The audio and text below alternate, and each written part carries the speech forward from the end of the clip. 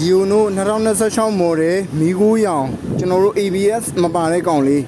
ဒီကောင်လေးကိုကျွန်တော်နည်းနည်းလေးလိုက်ရိုက်ပြပေးမယ်ဗျာနော်အသေးစိတ်လေးအဲ့တော့ကျွန်တော်အရှိ brake မှာကြီးလိုက်မယ်ဆိုရင်ကျွန်တော် disc brake နဲ့လာမယ်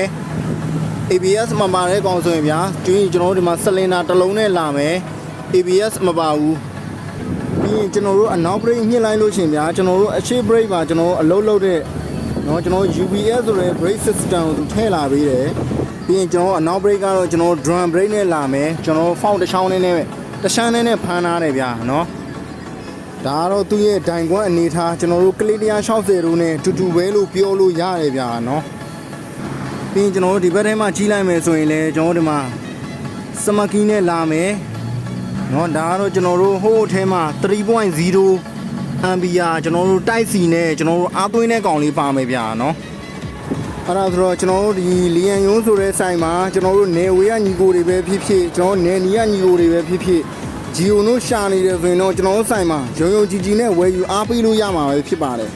အခုလိုကျွန်တော်ရဲ့ဗီဒီယိုကြီးကြည့်ရှုပေးတဲ့ညီကိုတယောက်ရှင်းစီတိုင်းအောင်လဲကျွန်တော်တကယ်ကျေးဇူးများတင်နေဗျာနော်